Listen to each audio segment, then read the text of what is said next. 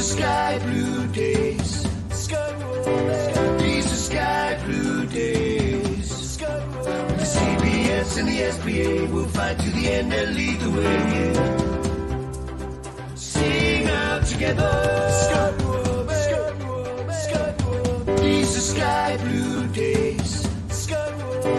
These are sky blue days. The CBS and the SBA will fight to the end and lead the way. Sing out together. Sky Blue Fans TV, for the fans, by the fans.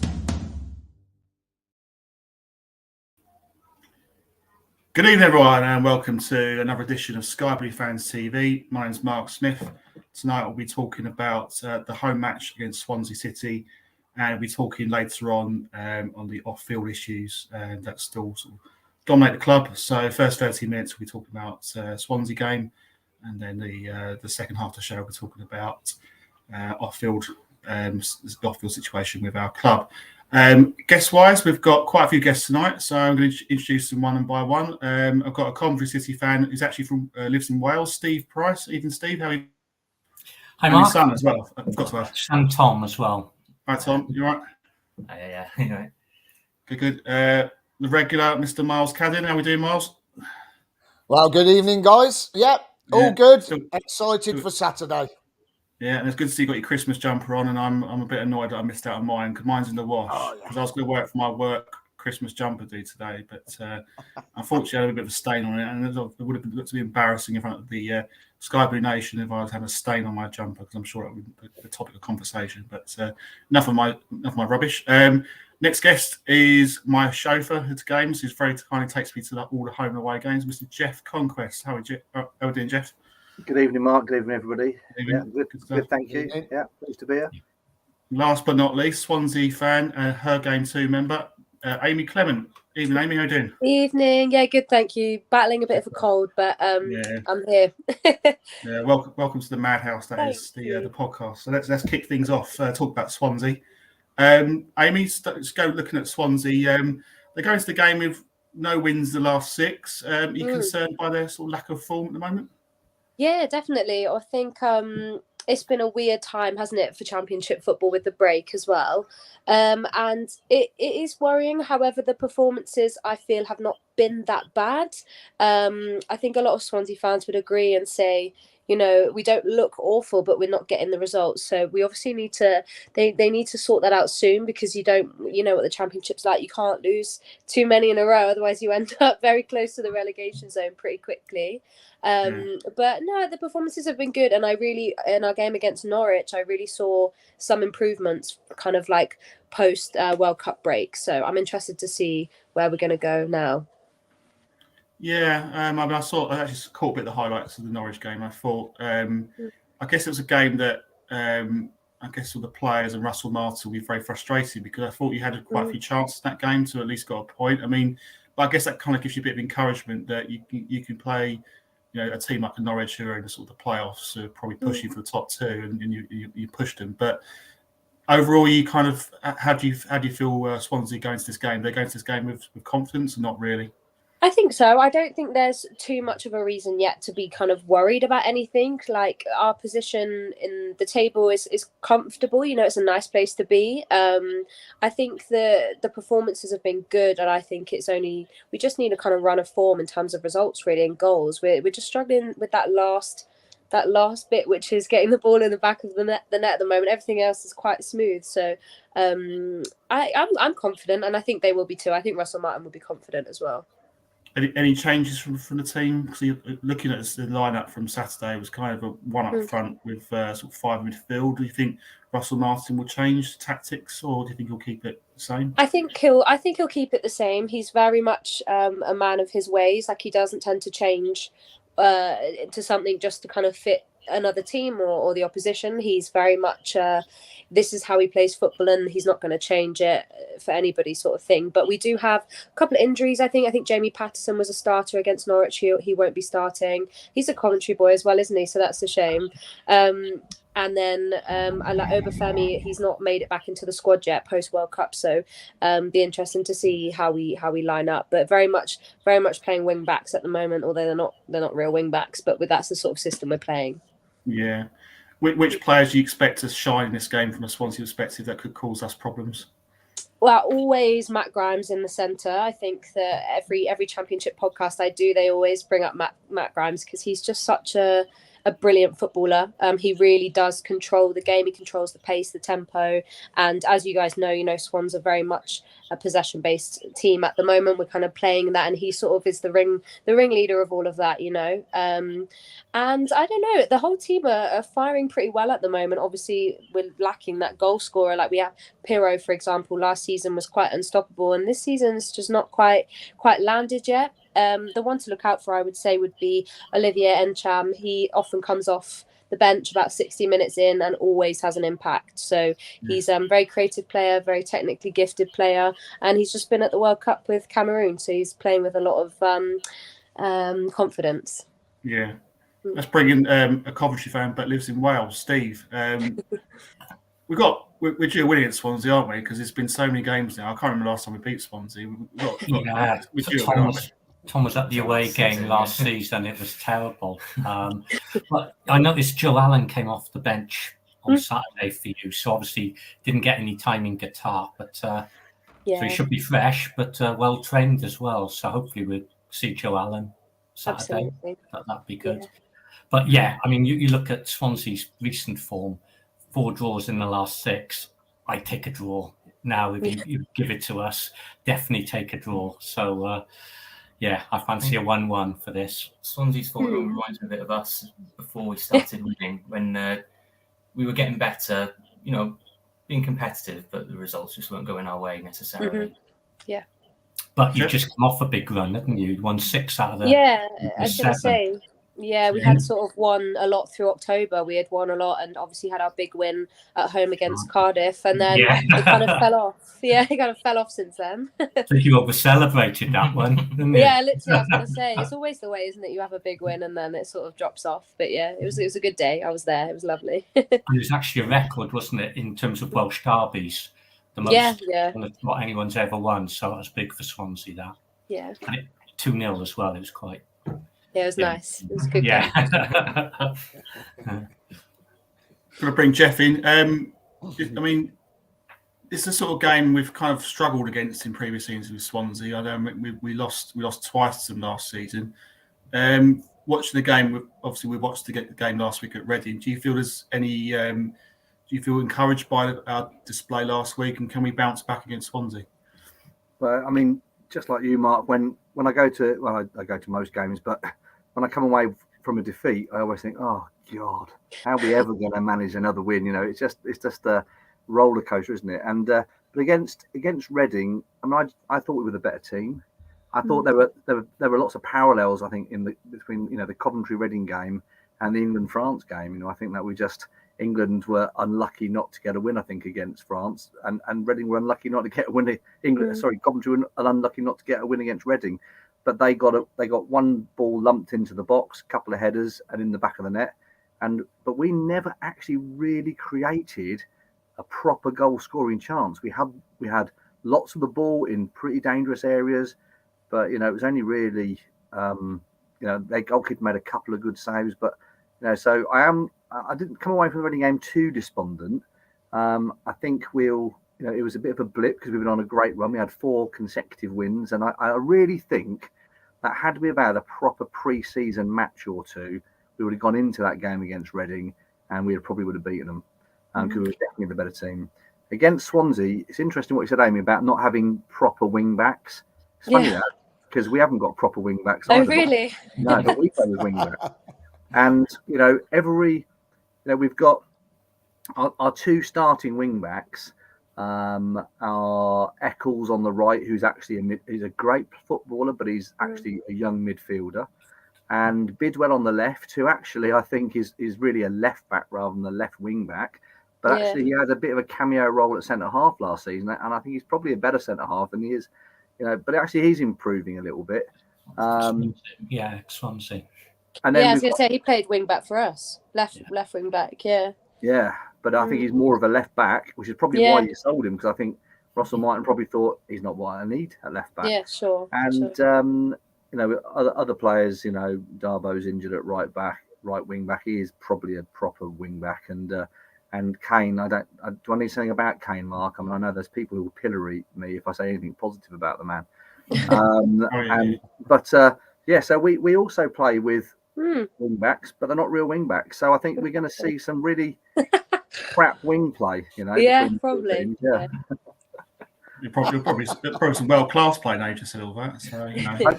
Hope so. Paid my money. I want to see, you know, world class football. Yeah. Yeah. Miles, I mean, any changes you'd make if you're Mike Robbins for this game? No, I don't think there would be, to be honest with you. I mean, it's I wasn't disappointed at all about coming away from Reading at the weekend, losing 1-0. I thought the performance, especially the second half, I thought, you know, we started to look like the team we were before the international break. So, you know, we were passing it a bit more crisper. We were passing it a lot more fluid. We were playing more 1-2s. We started flicking the ball around different players and creating space.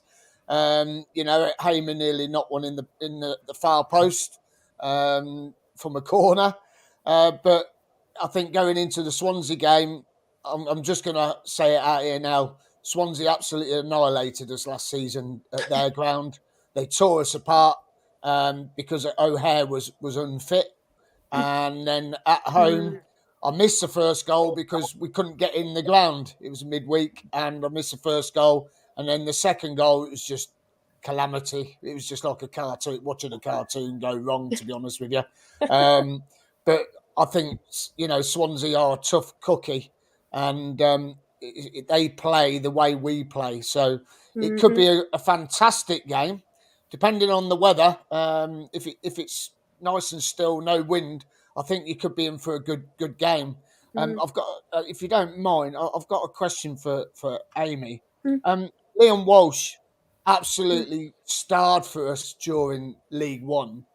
What's gone wrong there, do you think? Honestly, it's been a really weird thing. I see the odd tweet pop up like, "Where is Liam Walsh?" I think it sounds, from what I know, it's long-term injury. But I remember when he came in, everyone was like, "The guy's always injured. You know, don't expect anything." I don't think he's played a minute for us for over a year. I don't know where he. I don't know where he is. I don't see him in the you know, the media videos, the sort of training camp like montages they do. Like I don't see him.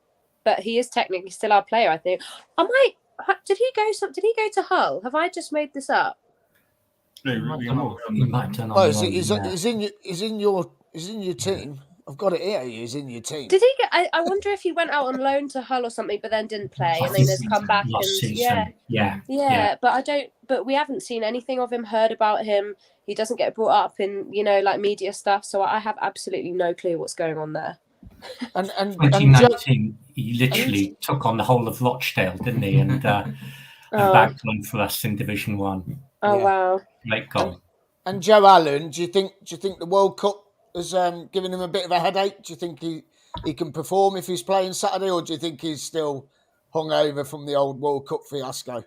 I think he'll be fine. I don't think he's like still quite ready to start. I don't think.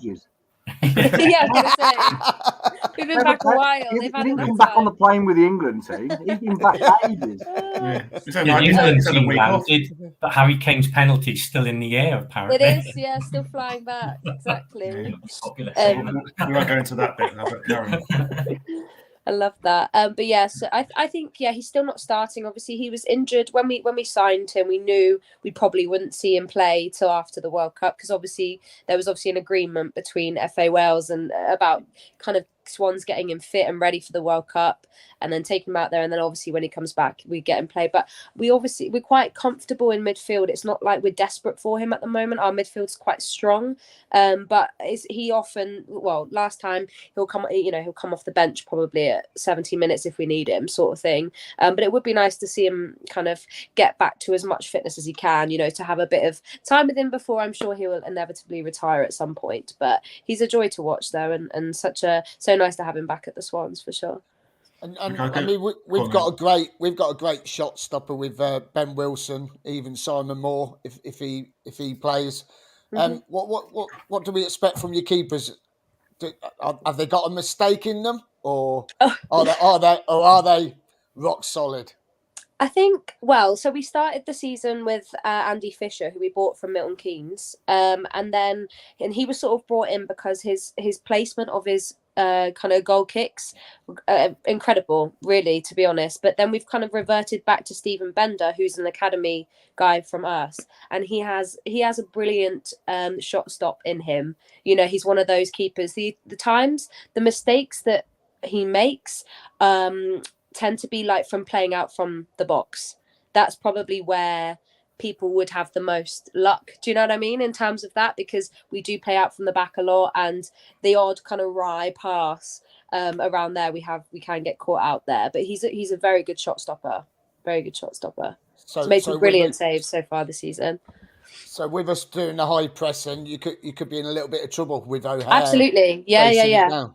Absolutely. That's where we've been very open at times. You know, we've had scores against us that have been 3-4, because once we're open, it's like the floodgates open. It's one of those, we either hold our ground, or we've had games where people have had 3 shots on target and they've been in, but also a lot of well defended games as well. But yeah, it does make me a bit nervous.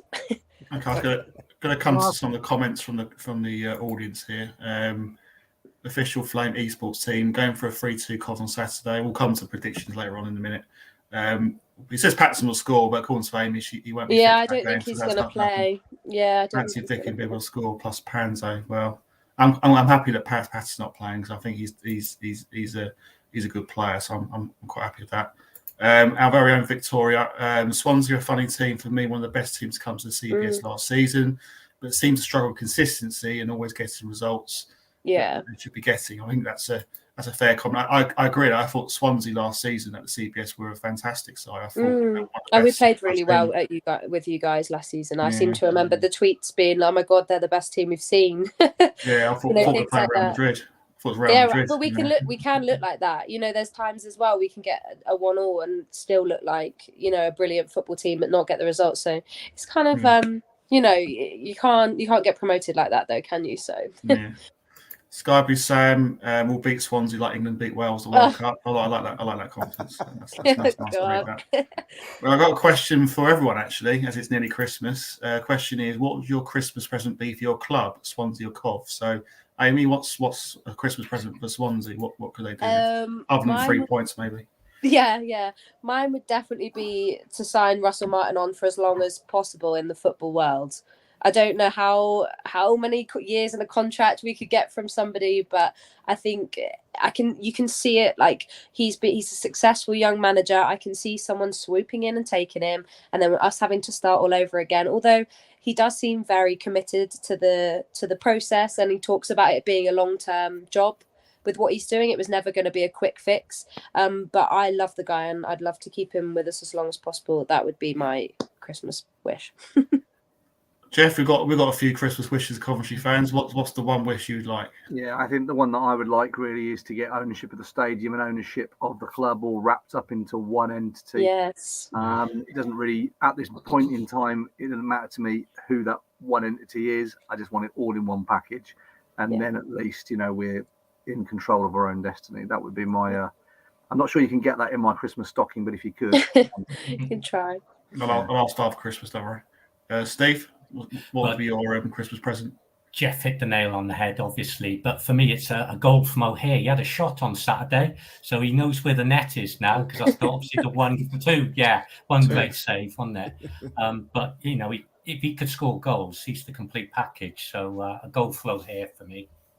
Well, yeah, but then again, it becomes more attractive to other clubs. So that's the danger, isn't it? But I take the point. But with the debt gone now, we're not. Yeah, we're not as. Well, it's got to be ratified. As we were. So yeah. Tom, what do you do? Mr. Myles, what's Tom first? Tom first. Tom, sorry, mate. Yeah, I left you out there. Apologies, Tom. What's on your list for Christmas from our footballing point of view? Realistic. I'd like to see Doug King hopefully take over sort of before the transfer window. So a bit of certainty there. But if we can ask for anything, a stadium would be nice, of course. But And a kit. Kit supplier. Oh God. Miles, anything else that I think they covered most of the points. Anything else you cover, Miles, other than maybe me taking over the Fancast show on a Saturday? But yeah, you could do that if you want. Club shot for one.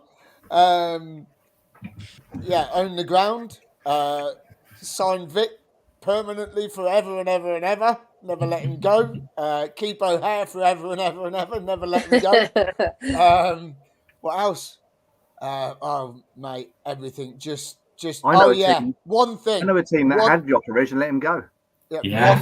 One thing. No, seriously, now one thing. I want all them beer things and them burger things outside the ground in front of our bricks to be moved because you can't see our bricks. Get rid of them. Oh, the burger fans by the ground. Yeah. Yeah, get rid of them, man. Have a word with yourselves, will you? Get shot. And Wasps never to come back. We'll talk about that. We'll talk about that in part 2 of the show. So don't worry about that. We'll come to that. I agree with Jeff. I think get the ownership and the ground sorted out is the most important thing for me. Yeah. Ideally under the same person, but for that to happen, you need Mike Ashley to buy the lot, and we'll come to that in part 2. But that's the thing. One more comment I forgot to read out from Webby. I'm just going to read it out now. Get my mouse to work. Tough game Saturday, but we definitely need the 3 points. Yeah, absolutely do need the 3 points. We'll go predictions, go round the houses. So, Amy, what's your prediction of this game? As someone mentioned, we're a very inconsistent team. Don't know what you're going to get. Who knows? I'm going to go I'm going to be positive. I'm going to go for a 2-1 win to the Swans. I'm going to go for a Ryan Manning left foot volley screamer. He's good at those. And a Pirro goal because hopefully we're going to get him firing. And I'm sure Gyökeres will score. I'm sure. So, yeah. Fair enough. Jeff, what's your hunch for this one? Yeah, my hunch or my prediction, because they're two different things, I think. I'm going to just give you my prediction. Okay, so my prediction will be a 2-0 home win. I think Gyökeres will score. Will he celebrate in front of the Swansea fans? I don't know, but and maybe O'Hare to get that goal that the Price family need. Yeah.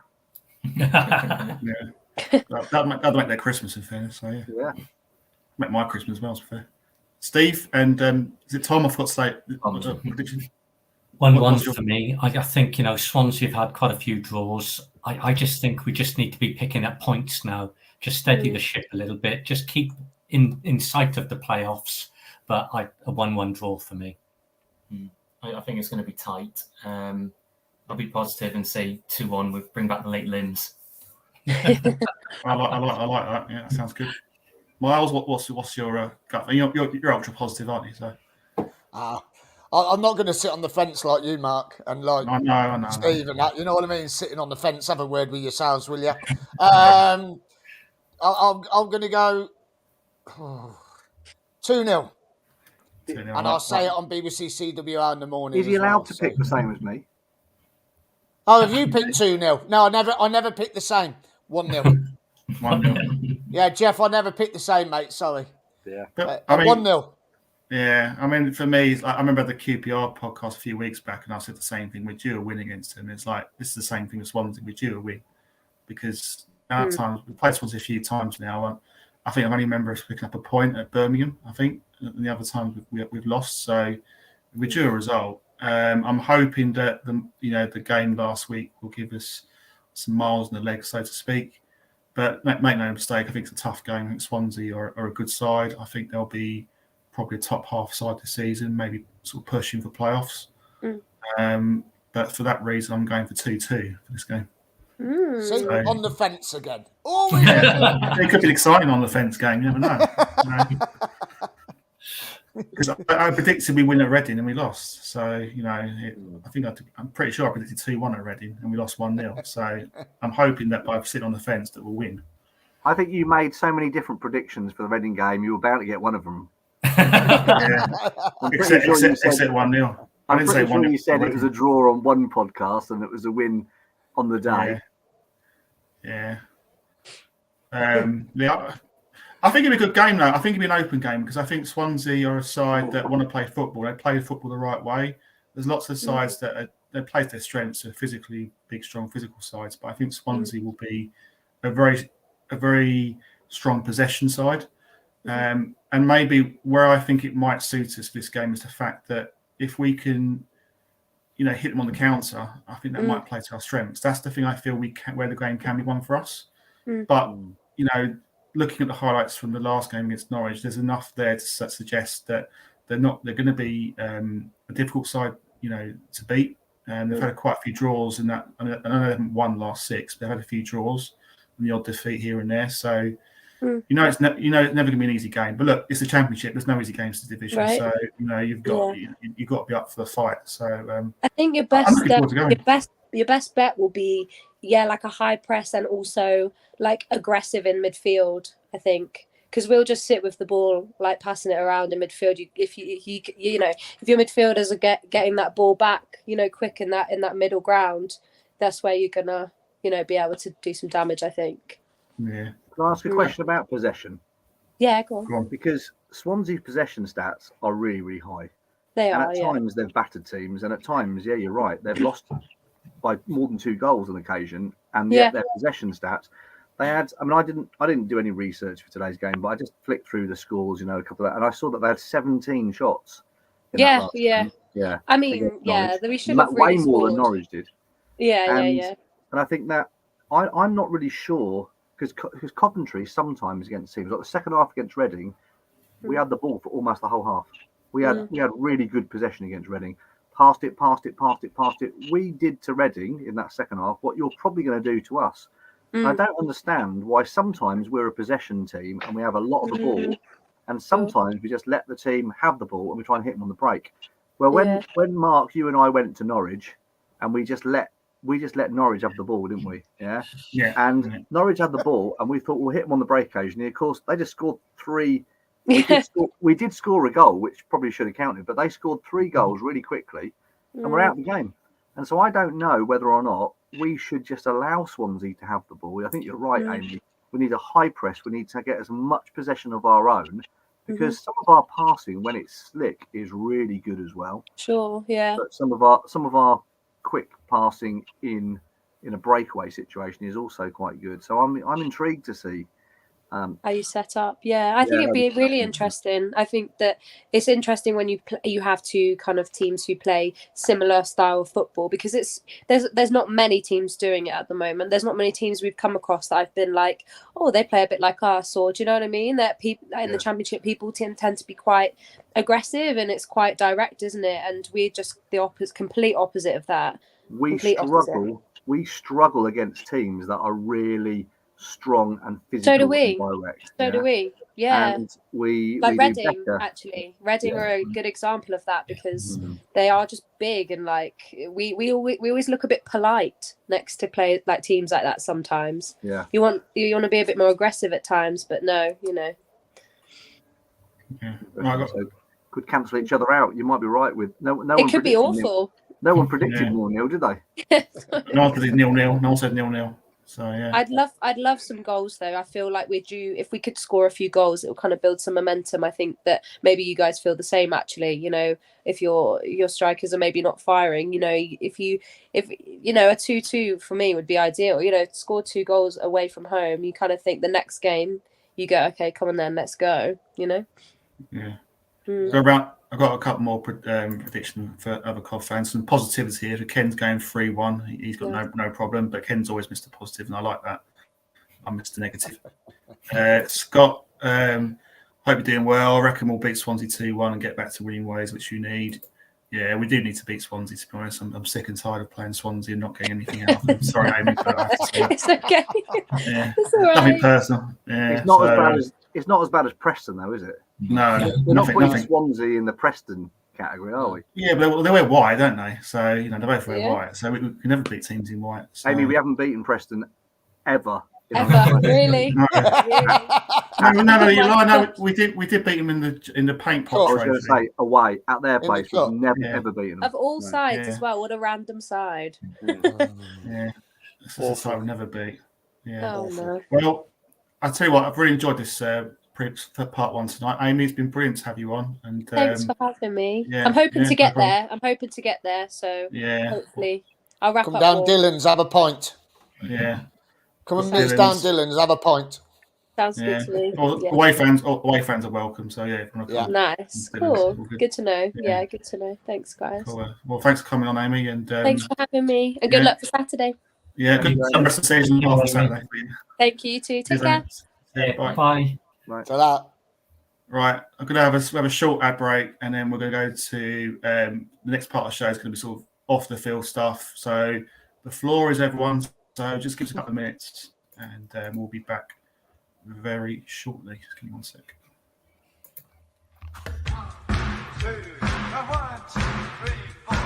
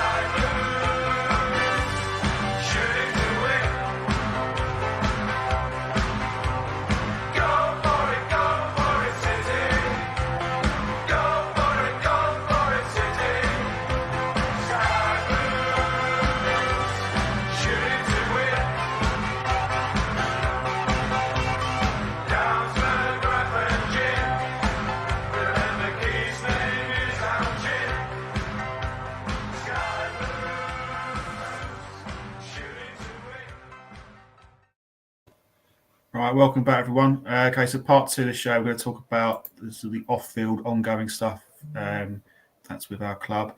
We're going to talk about the rumours with Ross. So I'm just going to read out a couple of comments that have already been posted. Skyby Sam wants to know our thoughts on the latest news that Ross have been saved and are playing the same league as Cod Rugby next season, and are in discussions to play at the CBS with Mike Ashley. Let's start with you, Miles. What's your immediate thoughts if those rumours are true? No. Can't be allowed. They've took the badges down. I can't see them being able to afford the rent for one thing, because they're not going to get a lot of fans going along. I think that on this occasion, I believe that I was just talking to Steve and Tom before we come on air, and I said, I think a lot of the fans that were going up to the Wasps will probably turn and go up to watch Coventry. And I think that if they are allowed back at the CBS and they do play at the CBS, I think when they play Coventry, I think all us Cov fans have to get up to there and just support Coventry rugby, because that will be my first rugby game I'm ever going to attend, is when that happens. Because I'm telling you now, I'll be on Coventry's side, and I think all of us, don't matter how many of us, 30,000 of us, just all Cov fans, go up there and support Coventry rugby, because now, sorry, they've had the chance, they blew it, it didn't work, and it ain't going to work again, is it? So if it didn't work in the Premiership, how's it going to work in the Championship? They're not going to be able to afford the rent, and you can see by what we've signed, only a 6-month contract, because Mike Ashley wants to renegotiate and everything, or Fraser Group, want to renegotiate which means the rent's going to go up, which means season tickets are going to go up. So how on earth is a Championship rugby club who's already gone bust going to afford the rent? No chance.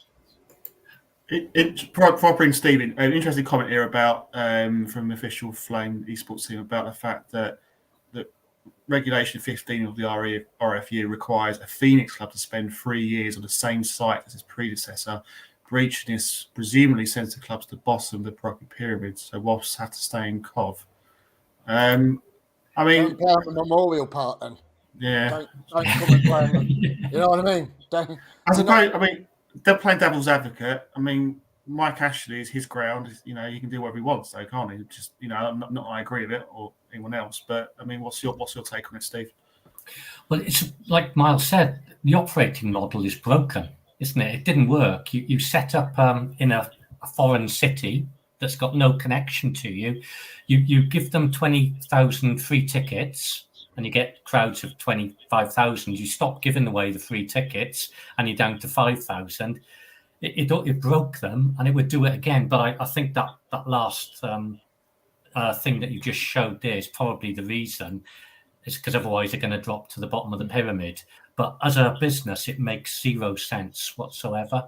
And we've seen with how Mike Ashley's dealt with us already. He doesn't do anyone any favours. He's a cutthroat businessman. If they can't afford to play there, which they can't, he's not going to do them any favours. He's going to kick them out. Yeah. I don't know. You're probably better off playing in Cov Rugby's ground, Butts Roads, but I don't know if they'd let him in. let Cov Rugby play at the CBS and kick They get bigger crowds, to be fair. Yeah. But the other thing, just forgetting the business side of it, is the playing surface. You know, without the Wasps being there, we've got a chance of having a decent playing surface that suits our style. Me and Tom went to the Commonwealth Games, one of the 60 games that ruined our pitch, and we were saying at the time they're standing on our pitch, you know, they're ruining it. So yeah, I don't see how it would work, but I think you've hit the nail on the head. The reason why they've got to do it is to avoid going to the bottom of the pyramid, but business-wise, it doesn't work. I mean, Jeff, I mean, the thing that Myles made a comment about is the crowd as well. I mean, I don't think before they went to administration, they weren't getting much of a crowd, were they? Was it a couple of thousand, maybe, if that? I mean, to me, it's just lunacy, really, in the sense that why would Ashley entertain Wasps when really, I don't think it'd be a loss leader, wouldn't it? Financially, it wouldn't be good. Yeah, I mean, I'm pleased to tell you that I know nothing about Wasps ground, their attendances and so on, because I really don't care about them. I'm not even a huge rugby fan particularly, but I think that, you know, it's Mike Ashley's ground. If he wants there to be other sports teams that play at that stadium, whether it be a rugby team, whether it be a netball team that's playing in the exhibition centre, I can remember Wasps had a netball team as well, whether it be, you know, whether he sets up an indoor ice rink inside the exhibition centre, I mean, it's up to him what sports teams he has playing there. But as Steve has said, what I don't want is for another sports team to ruin the chances of Coventry City's playing surface. So having, you know, I know that some work has been done to the ground, all those extra synthetic fibres have been put in. I mean, if a rugby team can play its games on that pitch, and I think we've got a vacancy, I think, looking for a new groundsman at the Rico as well. Yeah. Once the grounds team, you know, if they can maintain that with a rugby team playing there, then I'm not that bothered about a rugby team playing there. I'd rather it wasn't Wasps because, you know, they've taken the American style kind of thing where you just take the sports brand and you dump it wherever you want. I mean, I'm anti that. But if they have to play in Coventry, then they will have very small crowds. I mean, my local rugby team to where I live is Amptill Rugby Club. So shout out for them because they're also in the same division. They're in the Championship alongside Cov Rugby and, you know, teams like Richmond and Trailfinders and so on. And they get good crowds, but you're only talking about several hundred. You're not talking about thousands. And if Wasps were to turn up and play in the Championship against teams like Amptill and Cov and stuff, they would only have to open one stand. And so the rent arrangement they'd have would be based on the fact that they'd open up the main stand and that's it. So the amount of stewards they'd need, the amount of car parking, they'd get a much lower rental agreement than Coventry need to open the whole stadium, and all the sort of all the boxes and the lounges and stuff that Coventry need. You know, the rugby just wouldn't need that amount of space. So I don't know whether it's true, the rumours, you know, but as Tom said, Mike Ashley's a businessman. He's not gonna strike a deal just because he fancies doing him a favour. So maybe Mike Ashley's plan, because let's face it, Mike Ashley hasn't bought that ground because he's moving his Sports Direct business to Coventry, and he thinks, oh, I know, I'll help Coventry out, City out by buying the ground and renting it back to them. He absolutely wants to own a football club.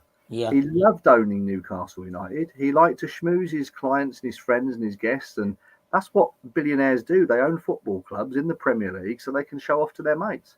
And so he wants a foot. I'm sorry if you're listening, Mike, because really I want to piss you off, because obviously if you got some free tickets going, I'll take them, you know. But he absolutely wants a football club, and he will eventually get Coventry City somehow.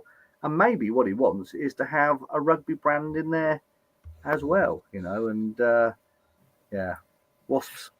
Yeah, I mean, I'd be surprised if they did play back at Coventry, but if that Rugby Football Union directive number 15 is correct, and they have to play in Coventry as a Phoenix club, or they've got to go down to the bottom of the pyramid. I think for me is that if they do come back to the CBS and they strike a cheaper rent deal than Cov City, there'll be uproar. There'll be uproar, because how on earth could you give a cheaper rent to the rugby club and charge Cov City more? You've got to charge the same, really. If you're going to do it, it depends what you're going to give them. If what they're going to get is an itty bitty little part of the stadium for an itty bitty small number of people, then they're not going to need. I mean, they might, for instance, not have any space in the ground. I mean, we might end up getting the number one changing room back. Because our changing room. I think we've already got that anyway, so I wouldn't worry about that. Again? I think we've already got that, so I wouldn't worry. Have we? Have we got the number one changing room back? We'll have that now, yeah. Yeah. But they play less games. The other thing as well that's really frustrating about the Wasps, I've been hearing Wasps fans, and I have spoken to a couple, and they're all going, "We're Phoenix rising from the flames." Seriously, you haven't got it on your badge. Have a word. Don't you mean you're a bloody wasp flying away from the sun or something? Seriously, man, go away. Don't bother coming back. And the signs are down. That's it. What's the point in taking the signs down if they're going to come back? Bugger off. Go and find somewhere. Go and play on Binley Road or somewhere. Don't come back to the CBS. Seriously now, this is Cov City's ground, and that's it. We're back in. And if Mike Ashley comes in and buys it, if William Storey comes in and buys it, or Doug King comes in and buys it, happy days, because I'm fed up with the Wasps. Seriously, how long has this come out today? I don't know. We've already had bad news last week. We don't need any more, do we? Come on. Yeah. 3 points Saturday. Well, you say it's Cov City's ground, but it's not, is it? It's Mike Ashley's ground. That's the thing. Well, Mike Ashley can do what Mike Ashley wants to do. Yeah, but as Jeff said, Mike Ashley wants a football club.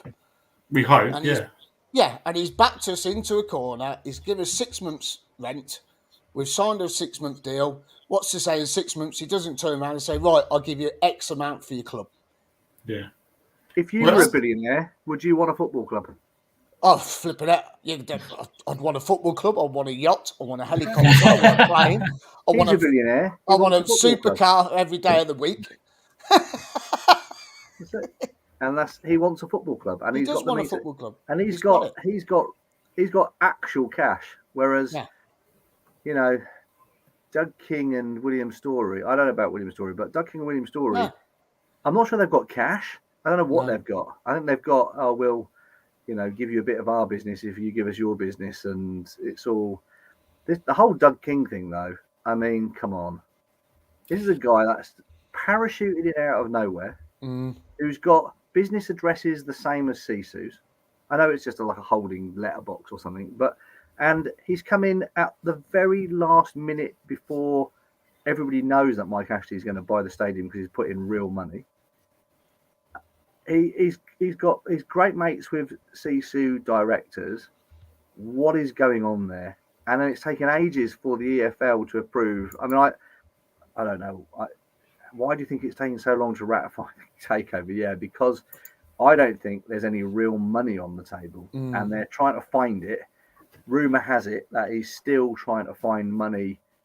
Well, Mr. Story suggested that it was coming through the Cayman Islands, isn't he? And, you know, these two have been involved with Cayman Island finances in the past, I seem to remember. Yeah, there's more story to go, I'm afraid. Our future, doesn't it? It decides a whole way forward. Either we're going to end up with Mike Ashley or whatever, or we've got an owner and we can either deal with Mike Ashley or we can't. And if we can't, we've got to get on with building the Warwick University Stadium, for which they drew up That's plans. not happening, Steve. I can't see it happening. That's never happening, mate. Never happening. We've got to have a way forward, haven't we? We've got to have something. Either a 10-year lease or we've got to build something. Who's to say that, you know, this Doug King deal is a smokescreen to cover off Mike Ashley has probably done a deal with Sisu. How do we know? It's gone that quiet.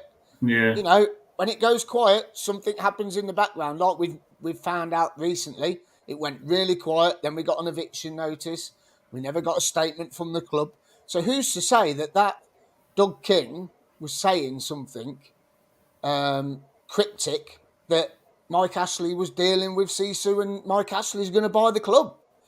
Yeah. Because a lot of fans don't want Mike Ashley to have it. So is it that he's come out to put a smoke screen up, to put the fans off, to say, oh, good, Mike Ashley's not having it, and then all of a sudden, boom, Football League announced Mike Ashley's bought Cov City Football Club?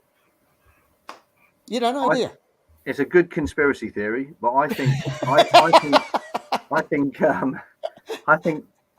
my guess is that the Doug King takeover, which has allegedly removed the debt and made the club therefore debt-free, means that the club is now more valuable than it was the day before Doug King got involved, which means that when it then goes to be sold, it's then going to be sold for real money rather than, you know, paying off debts. And because remember, Mike Ashley bought the stadium in the end, I think, for 17 million or something, because 17 and a half, I think. Yeah, because he paid more than that, but obviously it was, you know, it was paying off all the Wasp debt and all the rest of it. Yeah, and again, you know, he could have done that with Sisu, saying, look, I'll give you this money to cover your debts, and then off you go. I'll buy the club for £1. Now he's got to buy the club for actual real money. So I suspect that Doug King is probably just, you know, he's probably the person with the best credentials that Sisu could find at 5 o'clock on a Friday afternoon, thinking, shit, we need someone to look like they're buying this club, who looks like, you know, they're well groomed and has got, you know, a good credit rating. So we'll set you up to buy the club. You say that you're moving all the debt out of the way so that we're debt free. We'll show it on our balance sheet that we're debt free. Then we can actually sell the club to Mike Ashley for proper money. Yeah. I can't see this club going anywhere apart from to Mike Ashley.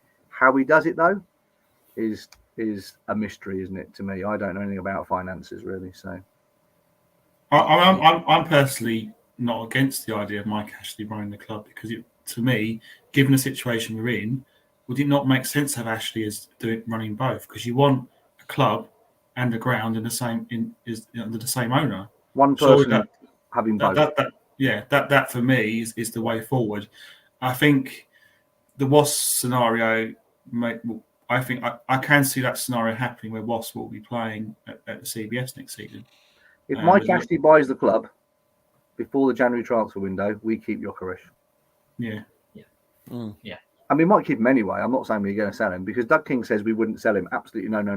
And I think Mark Robbins has been told that, and so he's repeated that in the media.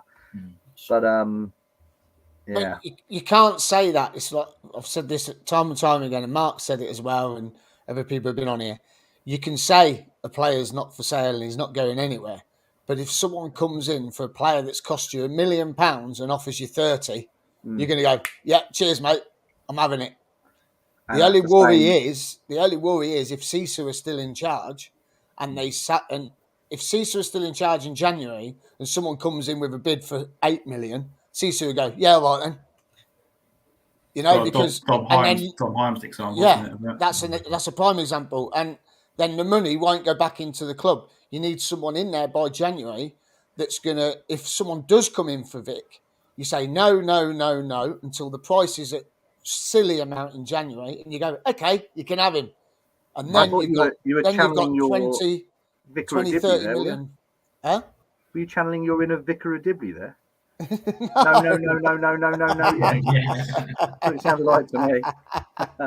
But you know, it's you can't say you can't sell anyone. It's you know, you've paid $1 million and someone comes in with 20, 30 million, you're going to say, yeah. The only worry is, never say never, but the only worry is if Cecil is still in charge, Mark Robbins won't see the money.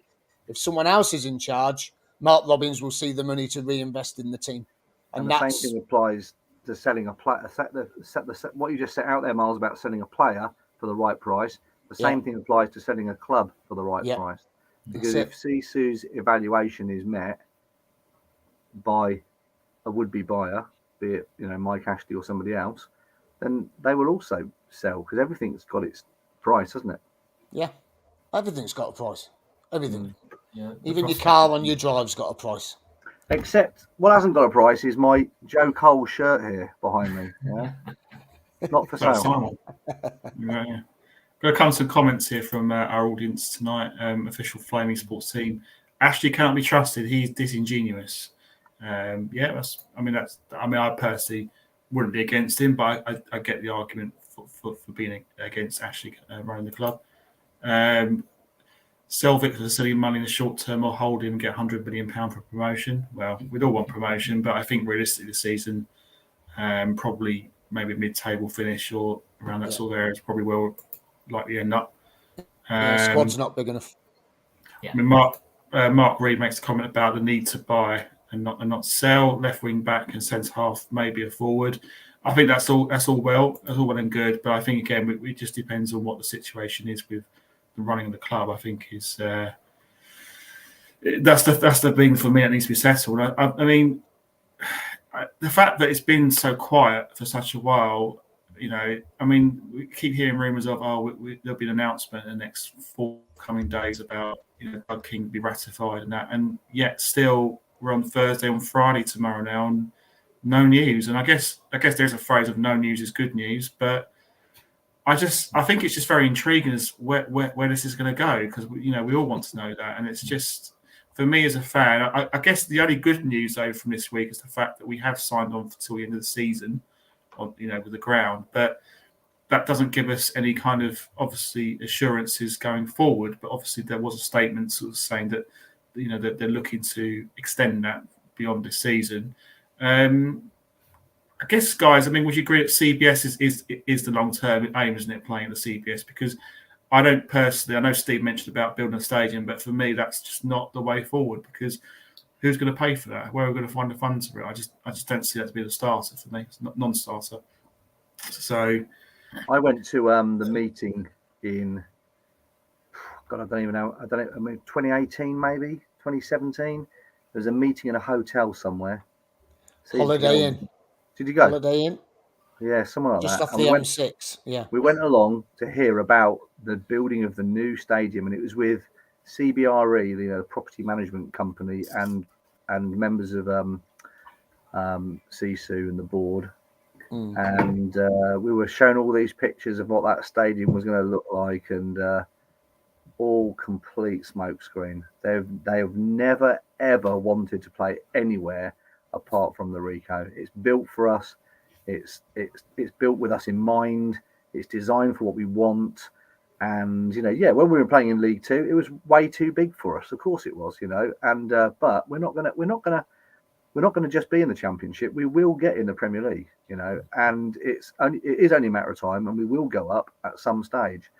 And when we have a really good season, when we're up towards the top end and we're getting into the playoffs, that stadium is going to be filled. It's going to be rocking. We don't need a Lego stadium over at Warwick University campus, as nice as it would be. It's so I think it is only the Rico, and it's the opportunity to renegotiate at the end of this season means that whoever owns the club and the stadium at the end of the season can strike a new deal. There's no point striking a 10-year deal right now when the whole thing about ownership is right up in the air. But this announcement this week about, okay, we've got it for the rest of the week. The first time I heard somebody say categorically that will be signed very shortly was William Story on your show last week. He actually said that. He said, I understand that's going to be signed. I was hearing that from other places as well. And maybe he was listening to the same Twitter sources. I don't know. But maybe William Story had a few facts because he's been speaking to people that are correct. And one of the things he said was that this sale to Doug King is hitting some skids. It's not necessarily going to go through. And, I think we need to keep on watching for the news and whether Doug King makes it over the line or not, because that is not cut and dried as far as I'm concerned. No, well, be interested if there will be a coronation with the King takeover, but we'll see what happens on that one. It's my pun. The thing is on the stadium. On the stadium. You say about building a new stadium. Well, that's going to be 40, 50, 60 million plus. They couldn't even afford to pay 19 million to buy the CBS 4 weeks ago. So how are they going to build a new stadium? Don't make any sense to me. Yeah. No chance. No. Got next bit of news, but slightly good news about the appointment of Dean Austin as the new chief scout. Don't know much about Dean Austin. I'm not a member of a footballer, but don't know his credentials. But at least that position's been filled, and hopefully you'll identify some talent from his knowledge of working the game. I mean, Steve, you encouraged by that appointment, or it's a Crystal Palace background, isn't he? So Tottenham as well. Tottenham as well. So obviously Robbins with Norwich and Man United and Vivash with Chelsea. It spreads it around a bit, but yes, it's a crucial job. And we've seen what's happened with bringing in Hamer for tuppence, and he's 15 million at least. Same with Gyok. The scouting's crucial, isn't it, for a club like us? We can't go out and spend monopoly money. We've got to be prudent, and scouting's crucial. At the end of the day, the scouting is the reason we are where we are. Yeah. Without Robbins and the team around him and the players he's brought in himself, not that Cecil brought in, the players that he's brought in, we'd probably be in the National League. Yeah. At best. Yeah. Encouraged by that appointment, Miles? Yeah, I'm encouraged because it was done so fast. Because obviously when we were away the other week, the lads were away in Spain. Obviously Robbins heard that the previous guys had gone to Blackpool. They must have been offered more money, blah, blah, blah. They probably felt uncomfortable with what was going on at the club. So to fill that space very, very quickly is very good, because that's the last thing we need, is to go into January without anyone scouting. Great pedigree, as Tom and Steve have just said, Crystal Palace, Tottenham, and, I'll just replicate what they said, with Mark Robbins, Norwich, Man United, Chelsea, Adi Vidash. You got Dennis Lawrence in there. He knows a few lads out there. So there's a good probably variety of clubs to go and scout at and to try and pick some players out of. And you never know, this Austin might know a few lads that could come on loan from Spurs, or he could know a couple of lads from, I know one didn't work out from Palace, but there might be someone else, nice little gem. Because going into January, just to touch on Dean Austin trying to find players, I believe he'll probably just go and find a few loans, because that would just strengthen the squad and try and get us to the end of the season. There's no point in going to buy anyone in January. Just fill in those gaps with a few loans, and that's probably what Dean's going to do. He's going to come in, go searching for some young lads, young talent, maybe at Man United, Man City, like we got Doyle. Doyle's been phenomenal, to be honest with you, and he does not look 19, does he? He's absolutely built like a brick. I'm not going to say it on air, but you know what I mean. I think he's stepped up to the plate since the Cardiff game when he got took off after 20 minutes. That's a fantastic loan signing. Panzo, if you're going to sign anyone in the transfer window, go and sign Panzo all day long. But yeah, I think it's a great appointment, and well done to the club to get it over the line as quickly as they can. So now we can go into January and find someone or a couple of players special just to finish off the team to get us into the Premier League. Yeah. What's your thoughts, Jeff? It's an interesting appointment because, I remember him as a player, but he's come to us from St Albans, isn't he, from non-league football? Yeah. And so that's interesting on its own, that he's coming to us from a non-league role. I think the guys who left, have gone to become director of football, technical director of football. So it's a promotion for them, even if it's no more money, And for Dean Austin coming to us, it's obviously a promotion for him. So hopefully he's raring to go. I think one thing I think is correct is that under Mark Robbins, though, that the scouting team had to set up a database that is owned by the club. So all the work that they were doing scouting here for us has had to be recorded and kept and notes and so forth. And it's all become probably the intellectual property of Coventry City. So when Dean Austin comes in, he doesn't come necessarily with his own little he's probably got his own little black book. Bobby Gould used to have a little black book, didn't he? He's probably got this little black book that he brings with him, but he also inherits the database of people that we're watching and tracking. And so I think he can carry on the work that, the previous team were doing. I think he's meant to be quite an articulate guy. And, I think our entire management team are very articulate, intelligent guys. And I think that's really important. You win football through, having good tactics and using good science, don't you? I think so. Hopefully, they'll be it'll be good appointment. Panzo, you mentioned Panzo briefly. I hadn't realised he was in the World Cup winning under-17 team with Foden, with Phil Foden and others. So he has got a good pedigree, and he hasn't really had the chance to play at this level consistently as he has this season. So if we could snap him up, that'd be good. He's only going to get better. Pre-season went well, didn't he? I thought he was going to get a few at set piece for us, but it hasn't quite happened in the Championship like it did in pre-season. No. He nearly scored at Sunderland though. Yeah, he did. That shot hit the bar, didn't it? Was it the bar? Yeah, hit the bar, didn't it? Yeah. One other comment here about Dean Austin was Brendan Rodgers number 2 at Watford and Reading. Maybe some loans from Leicester. I mean, How many loans are we allowed altogether? Throughout the season, we've got 2 on loan. So 5. So we've got 3 more. I think we're still at some loan. Have 3 more. Yeah. I think you're allowed 5, but I don't think you're allowed to play 5 in your 11, are you? No. I think you might. I don't know. Are you only actually allowed to have 3 on the pitch at any one time, or am I making that up? Might be. I'll have a quick look just to double check. The squad depth is our main issue. So even if we only have them as rotation players, that's 3 more rotation players than we have at the moment. Yeah,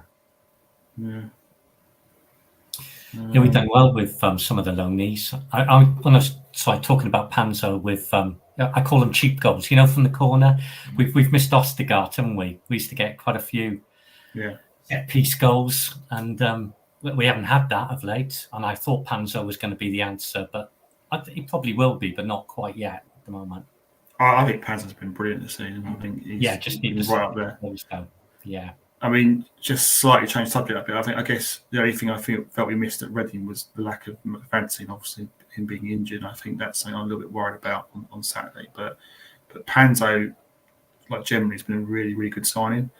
I mean, I'd love it if we could set, someone like Kevin Keegan here, but I'd love it if we could sell him, sign him on, full time. Bearing in mind that Forest have got a squad of about 200 players, so it'd be nice if we can get him signed on. I don't think Doyle will sign on though. I think he'll probably go to Man City. He might go somewhere else next season. But we'll see what happens. Talking about Doyle, I think we need Faz organising them. So we got the young legs around him, but we need his organisation and leadership skills fast, don't we? But it seems like Faz isn't getting any younger, and we do need to sort of have a contingencies. When you get to his age, injuries become more common, more long lasting, and but. I think whether we manage to get him on a permanent depends a lot on what happens to Forest this season. If they stay up, I think we've got a much better chance. Yeah. True. The only other item from the only other good news this week was the club shop is it's not open, but it's the fact that they've got the stock now, I think, which I'm happy with because I'm still waiting for my joggers. So from a personal point of view, I'm delighted about that. But in all seriousness, we need a club shop to be open, don't we? Because obviously, Christmas is next week, and the club have unfortunately have missed out on it really in terms of money and that. It's just bad luck, isn't it? Really, that's all you can say. Do you not think though that shirt sales is a bit of a drop in the ocean, isn't it? Really. I think that. And losing Hummel as well. Huh? Losing Hummel as well. Because obviously Hummel are not going to sponsors next season, are they? Yeah, I'm gutted about that because it's our anniversary next season, 140 years, and I was really looking forward to seeing what Hummel were going to pull out the bag because I reckon it would have been something special, really nice. And I think that's going to be a massive blow. I mean, Jeff, say it's a drop in the ocean for shirt sales. I think Dave Boddy at the forum that we came to at the Sky Blue Tavern, he said it was something like £750,000 last season on shirts. That's a player. So, it's huge. The bugbear for me is I can't believe the club aren't going to learn from their mistake, which is by subsidising out the club shop. It's about we've got to bring it back. We've got to bring it back into our own hands. We've got to employ the staff. We've got to have the stock. We haven't got enough items in the shop to sell. There's not enough variety for people to buy. There's absolutely nothing in there. And when you go to away games like we go to, and you go to Bournemouth, you go to, all over the place, you go to Watford. I mean, Watford's shop's just amazing. They've got everything. Bournemouth, they've got everything. And I mean, the shop's probably bigger than one stand at Bournemouth because it's that small of a ground. But I can't believe the club aren't going to learn from their mistake. I think we've got to run our own shop again. And we've just got to do it. And okay, if we want to keep Hummel, I understand that if we keep Hummel, the club won't get as much cut on shirt sales. But surely having a better quality shirt and some money from the sales is better than having a template shirt like we had with Nike and hardly sell any shirts at all.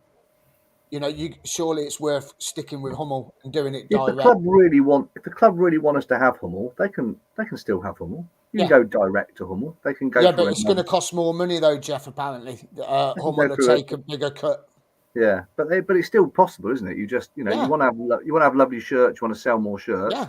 You might end up having to have a smaller piece of the pie, or you can go to crap off the peg, Nike shirts, and you end up selling fewer. So it swings and roundabouts. But yeah, the Hummel shirts. I've got. Well, I think we've probably all got Hummel shirts. I've got a Nike one on. Yeah.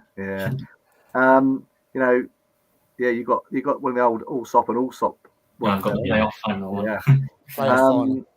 These shirts are brilliant. I mean, the detail in the patterns, the detail on the inside of the shirts, the trim, they are great, and they're real collector's items.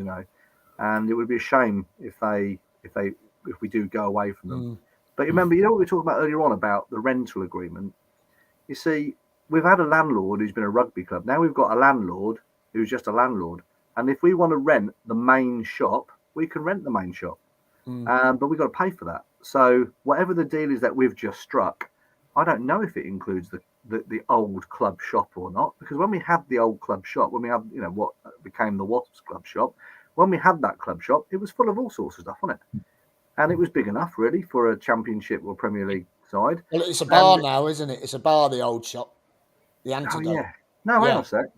Yeah, the Antidote at the top was where the shop was, and now the Wasp shop is where the players going. True. The Anecdote, and I do drink in there, so I do. So the Anecdote is where the shop is, so the shop's around the other side. But regardless, I mean, if we can lease a space that becomes a shop, it can be fitted out for our purposes, can't it? Yeah. We certainly don't need a shop on a different retail park or over at Tesco. We need to have a shop at the ground where people can buy on, and not in a porter cabin that's blocking your view of the bricks. Yeah, exactly. Well, I think it's going to be very interesting to see what happens next few days, or even by the end of the year. Who knows what's going to happen? But what I do know is it's been very enjoyable chatting with you all tonight about on and off the field stuff. All I can hope for is that we get the 3 points on Saturday, and we can look forward to West Brom, which will be our next game. So just want to say thanks, Myles, Tom, Steve, Jeff. It's been brilliant having you on tonight. Thanks for coming on. Our next show will be on Sunday, and hopefully we will be talking for once of a win against Swansea. So join us for then 7:30 on Sunday. Still trying to get a West Brom guest for that show, so just, we'll obviously put an announcement on that in due course. But yeah, thanks again to everyone. Play up Sky Blues. Let's keep the faith.